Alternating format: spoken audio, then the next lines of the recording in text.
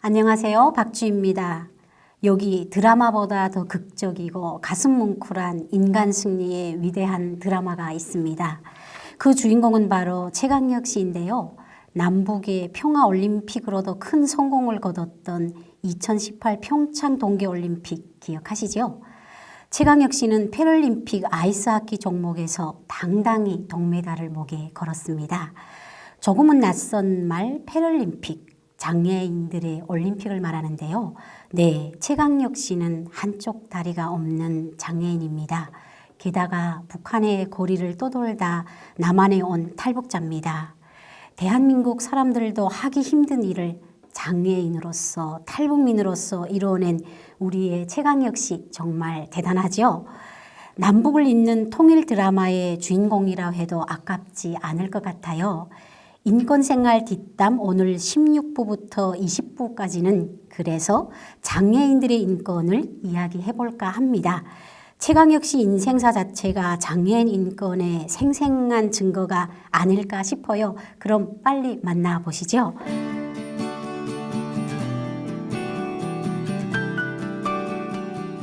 먼저 늘 함께 해주시는 경기 남부 하나센터의 서태영 센터장님 모셨습니다. 안녕하세요. 네, 반갑습니다. 네, 센터장님은 볼 때마다 느끼는데 세월을 거슬러 가시는 것 같아요. 더 잘생기셨어요. 아유, 감사합니다. 네, 그리고 반갑습니다. 오늘의 주인공 최강혁 씨입니다. 안녕하세요. 네, 안녕하세요. 네, 반갑습니다. 네. 근데 사실 저도 처음 보거든요. 네. 그리고 이제 평창 장애인 올림픽 이후에 유명 인사가 되셨다면서요. 네, 그 과정을 본인이 직접 소개해 주시면 감사하겠습니다. 네, 안녕하세요. 저는 2년이 지나긴 했지만 평창 동계 패럴림픽 아이스하키 종목에서 동메달을 땄고요. 그러면 그 메달을 목에 딱 걸 때 당시 그때 심정은 어떠셨어요? 저희 아이스하키 종목에서는 메달을 처음 딴 거고요. 최초로. 네. 그리고 또 그 메달을 국내에서 치러지는 그 거대한 행사에서 또 좋은 결과를 얻게 돼서 물론 색깔이 좀 더 예뻤으면 좋았을 텐데 그래도 노력의 대가가 잘 만들어진 것 같아서 너무 좋은 시간이었던 것 같아요. 근데 막 벅차 올랐을 것 같아요. 사실 운동할 때 저는 좀 조금 즐기는 시간들을 가졌어야 되는데 좀 즐기지는 못했던 것 같아요. 좀 그 큰 대회다 보니까 긴장도 많이 하고 또 아이스하키 종목을 어렸을 때부터 이렇게 뭐 취미로라도 이렇게 접했으면 좀 더 그랬을 것 같은데 좀 나이가 좀 많이 들었던 상태에서 시작하다 보니까 좀 다른 사람을 이겨야겠다는 생각을 되게 많이 했던 것 같아요. 그래서 조금 아쉬운 면도 있지만 그래도 훨씬 더 좋은 그 감정과 시간들이 많았던 그런 기회였던 것 같아요. 지금은 이렇게 덤덤하게 말씀을 하시는데 저는 사실 그때 상황이었으면 강혁 씨도 되게 벅차 올랐을 것 같아요. 저도 이렇게 말을 듣는 것만으로도 좀 눈시울이 뜨거워지는데 우리 탈북민들을 오랫동안 지켜보신 센터장님은 어떠셨어요? 저도 하여튼 그 패럴림픽 때 동메달 시상식을 보면서 우리 강혁 씨 얼굴을 보고 제가 대단하다, 너무 자랑스럽다. 저도 이제 되게 감격스럽게 봤는데 우리 강혁 씨는 저의 인연이 굉장히 깊어요. 15년 전에 2006년도에 한국 IMC에서 북한의 그 자전거 통일 자전거 보내기 운동을 할 때 그때 우리 강혁 씨가 청소년 시절 때 참여한 적이 있어요. 그래서 전국을 목포역에서 저희가 임진각까지 한 700km를 달리는 그런 전국 종주였는데 그때 우리 강혁 씨를 보면서 제가 많은 걸 느꼈는데 의족 상태로 자전거를 일주일 동안 700km를 탄다는 거는 사실 어려운 일이 쉽지 않은 일이거든요. 근데 15년 전에. 센터장님의 말씀을 듣다 보니까 강혁 씨의 그런 성공이 하루 이틀에 이루어진 게 아니다.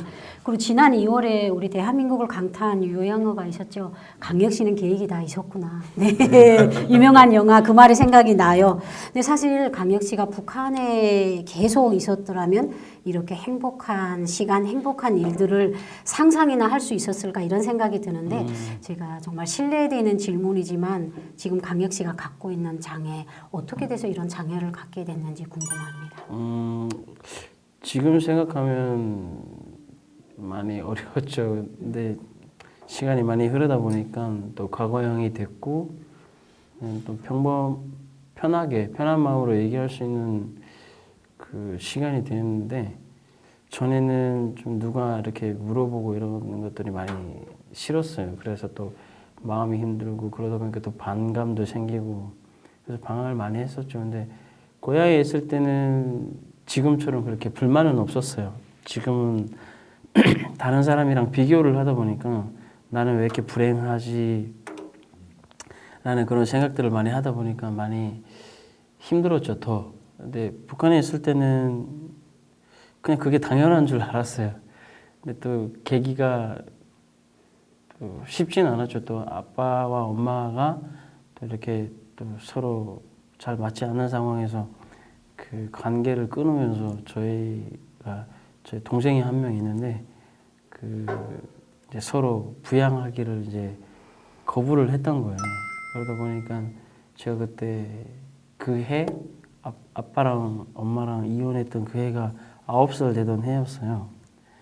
그때부터 이제 네가 키워라 이러면서 서로 미뤄지다가 저희 외할머니께서 이제 돌봐주셨어요. 근데 그 시기가 그 고난행군 시작할 때쯤, 근데 그쯤이었는데 이제 그때부터 할머니도 이제 생활이 되게 힘들어졌죠. 그러다 보니까 할머니도 이제 저희를 좀 배척하게 됐고, 근데 그거를 미워하진 않았어요. 그때는 이제 어쩔 수 없다, 당연하다 이런 식으로 생각을 했던 것 같아요. 그러다 보니까 밖으로 이제 그 다음부터 이제 밖으로 전전긍긍하게 됐어요. 꽃제비. 예, 꽃제비 생활을 많이 했죠. 제가 한 4, 5년 정도 했던 것 같아요. 근데 그때 부모가 없으니까 이제 제가 동생을 이제 데리고 다녔어요. 그러다가 이제 북한은 그런 게 있잖아요.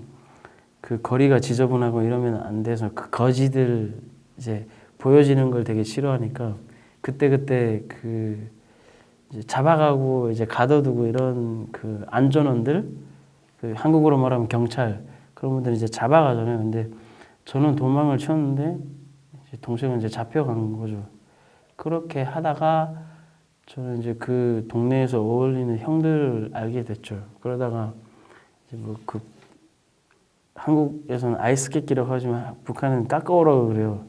까까오도 팔고 또 남한 지방에서 또 사과도 갔다가 북한 북쪽에 팔고 이렇게 기차를 타고 다니면서 장사를 했었어요. 근데 그러다가 까까오 팔 때 그 기차 설 때마다 팔고 다시 타고 가고 이러던 상황에서 기차에서 이제 떨어져서 이제 그 기차에 다리를 잘리게 됐죠. 그래서 장애인이 됐습니다. 그때가 몇 살이었어요? 그때는 제가 꽃제비 생활을 한참 하던 때라서 13살? 네, 한국에 오기 한 2년 전이었던 것 같아요. 지금 막 구체적으로 몇 날 며칠 이렇게 기억은 못하지만 또 기억하고 싶지 않은 시간들이어서 근데 좀 정확하게 말해도 그 정도였던 것 같아요. 13살. 예. 네. 그러면 사고가 났으면 병원에 네. 가서 어떻게 다리를 절단을 하셨어요? 그때는 이제 그 다행히 그 제가 그 주둔이라고 하면 이상한가? 그 보통 생활을 하던 그 기차역이었어요. 그 집은 딱히 없으니까 뭐 집에서 왔다 갔다 하지는 못했지만 뭐 하루에 숙박비 얼마씩 내고 그 민박처럼 하는 그런 집에서 이제 생활을 했죠. 근데 마침 그 동네에서 이제 사고가 나서 그 지역 그 기차가 서면 기차를 정비하는 그런 정비해 주시는 분들이 계시거든요. 철도원이라고 했던 것 같아요. 근데 그분이 저를 딱 다리 지혈하고 병원으로 데려다 줬죠. 그래서 그냥 치료를 받나 싶었는데 이게 그 기차 바퀴가 다 그 신체를 이렇게 짓눌리니까 부위가 이렇게 뜯어졌어요. 이렇게 깔끔하게 뭐 칼이나 뭐 이런 날카로운 그런 부분에 다친 게 아니어서, 그러니까 그거를 치료하다 보니까 왜 그랬는지 모르겠지만 지금 생각하면 약이 부족했던 것 같기도 하고, 저는 또 보호자가 없어서 성인이 몇 명 이렇게 터벅터벅 오더라고요. 그러더니 저를 딱 잡고 그냥 수술을 막 하더라고요. 근데 수술인지 전 몰랐죠. 근데 그러다 기절했어요. 기절하고 한 일주일 정도 지나고 일어났더니 그냥 수술하기 전에 봤던 그 모습이 그냥 그대로 있더라고요. 그래서 그때는 이제 좀 죽겠구나라는 생각을 먼저 했었어요. 그냥 다리가 있어도 살기 힘든 그런 시간들이었는데 또 다리가 없어졌다는 그 생각을 하니까 이제 죽었구나라는 생각을 제일 먼저 했던 것 같아요. 그때는. 근데 13살이면 한창 부모의 손길이 필요한 나이인데 기절을 했다는 정도는 그 다리를 아마 마취제도 없이 그렇게 잘라냈던 것 같아요. 왜냐면 네. 그걸 잘라내지 않으면 자꾸 썩어 들어가니까. 맞아요. 근데 마취제 없이 다리를 자른다는 거는 말로 할 수 없는 그런 고통이 따르는 거잖아요. 생각만 해도 막 끔찍한데 강혁 씨 경우에는 13살 부모님도 안 계시고 정말 최악의 상황인데 어떻게 그래도 한국까지 오게 됐어요? 먼저 그 아버님이 한국으로 오게 됐어요. 그래서 그 작은 아빠를 통해서 중국의 브로커를 통해서 또 그 연결고리가 있었던 것 같아요. 그래서 아버지가 돈을 얼마간 보내주고 저희를 그 북한에서 이제 데려올 때는 브로커비가 안 들었지만 중국에 데려와서는 이제 브로커비가 발생했던 것 같아요. 그때 딱 그 상황에서는 정확하게 모르겠지만 지금 이렇게 생각을 해보면 그랬던 것 같아요. 근데 그래서 아버님이 일단 저희를 한국으로 데려왔어요. 그때 한국에 올 때 저는 이제 모든 게 끝났다고 생각했죠. 그 어려운 일들이 다 끝났다고 생각했던 것 같아요. 그 기대치도 엄청 컸고. 그러니까 그때 나이가 어떻게 되세요? 한국에 올 때? 한국에 올 때 제가 15살이었습니다. 15살이면 중2 나이잖아요. 네. 중2는 사춘기에 대해서 이렇게 감정 변화가 갑자기 올랐다가 내렸다 하는 그런 시기인데 대한민국에 중2 나이에 왔으니까 한국 정착도 쉽지 않았을 것 같아요.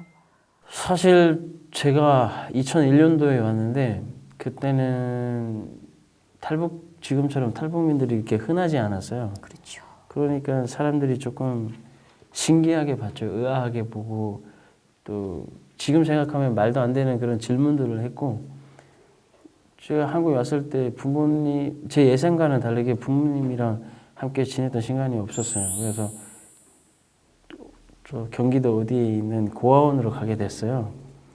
그 고아원으로 갔는데 거기는 이제 스님이 운영하시는 고아원이었어요. 한국 친구들만 한 90명 정도 있었던 것 같아요. 근데 북한에서 온 친구는 저 혼자인 거예요. 그러니까 그 친구들이 저를 그렇게 신기하게 보더라고요. 마치 동물원에 가면 그 원숭이를 보듯이. 근데 질문이 딱 그랬어요. 왜 형은 머리에 뿔이 없냐고 이렇게 질문을 하더라고요. 그래서 나 뿔 없다고, 뿔 나본 적도 없고 뿔도 없다 그랬더니 그 한국에서는 하도 그 빨갱이라고 가르치니까 그 사람들 이렇게 벌겋고 이렇게 뿔도 나고 뭐 이렇게 상상을 한 거예요. 모형을 직접 보지는 못했으니까. 그런 경우도 있었고, 뭐 학교에 가면 제가 학교를 좀 늦게 다녔습니다. 왜냐면 나이는 15이지만 그 학업 테스트를 했더니 그 이게 학업 수준이 딱 초등학교 5학년인 거예요. 학교를 못 다녀가지고. 그래서 이제 그 고아원을 운영하시던 스님이 저한테 선택권을 주셨죠. 2가지. 검정고시를 볼 거냐 아니면 그 초등학교를 다닐 거냐 이렇게 질문을 했는데 저는 그때까지만 해도 공부를 좀 하고 싶었어요. 그래서 초등학교를 가겠습니다 하고 갔죠. 근데 그렇게 편하진 않았어요. 계속 수근수근 하는 거예요, 친구들이. 친구들보다는 선배들이 그랬어요. 제가 그때는 이제 지금도 그런지 모르겠지만 그때는 되게 까무잡잡하고 여기 주근깨도 엄청 많고 거기다 눈에 쌍꺼풀도 없어서 눈빛도 되게 날카로웠어요. 그러니까 쟤는 앞에서 건드리지는 못하고 뒤에서 자꾸 수근수근 하는 거예요. 근데 같은 학년 친구들은 괜찮았어요. 그래도 형하고 뭐 오빠라 불러주고 이렇게 했는데 그때는 이제 좀 어린 마음이니까 막 이렇게 하고 있었는데 저보다 학년이 높은 6학년 선배들이 많이 건드렸죠. 뭐 북한 놈이라 그러고 뭐 왜 왜 우리나라에 왔냐 다시 돌아가라 뭐 이런 식으로 많이 그렇게 하더라고요. 근데 그때는 처음에는 괜찮았어요. 처음에는 뭐 그럴 수도 있지라고 생각했는데 그것도 계속 들으니까 기분이 안 좋더라고요. 그래서 시작은 공부를 하고 싶어서 학교를 갔는데 공부는 사실 못했습니다. 그런 환경적인 부분들이 너무 이렇게 제가 생각한 거랑 맞지가 않는 거예요.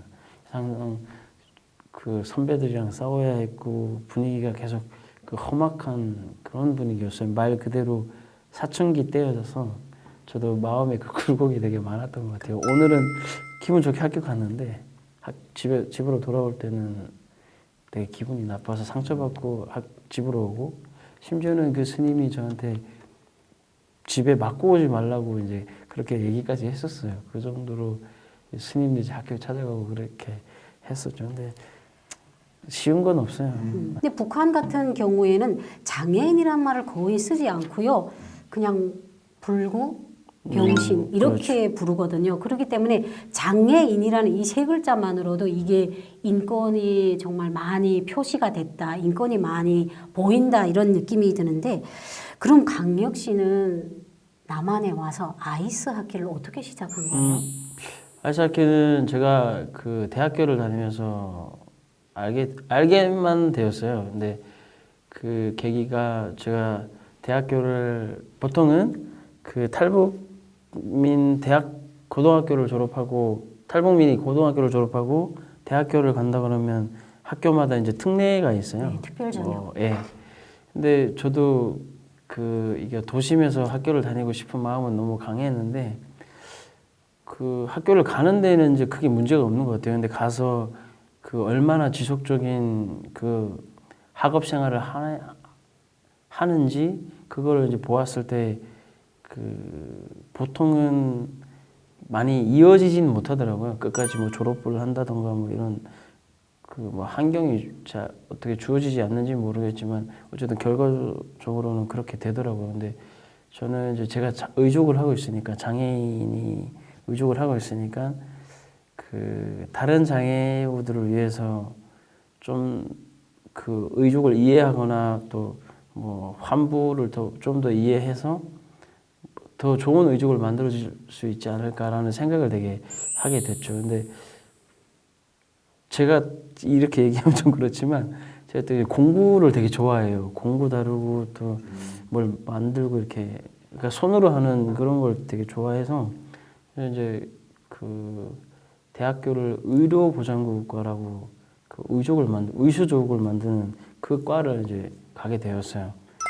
근데 제가 다니던 대학교에는 장애우들이 되게 많았어요.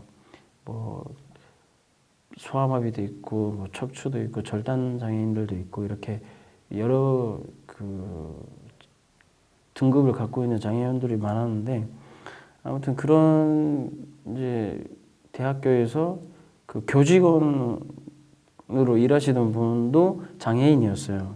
근데 그분이 이 아이스하키 장애인 아이스하키를 하고 있었던 거죠.